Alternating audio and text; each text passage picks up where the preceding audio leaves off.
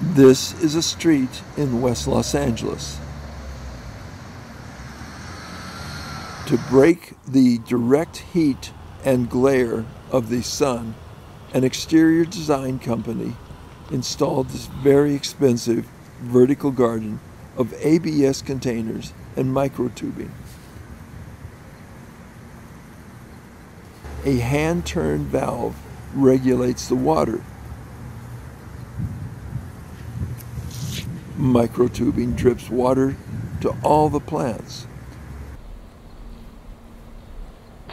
Water drips from container to container.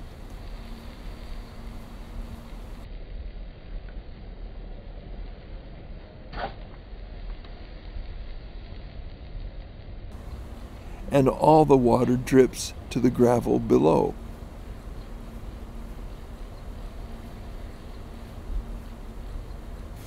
Read the critique of this very expensive system in the comments below.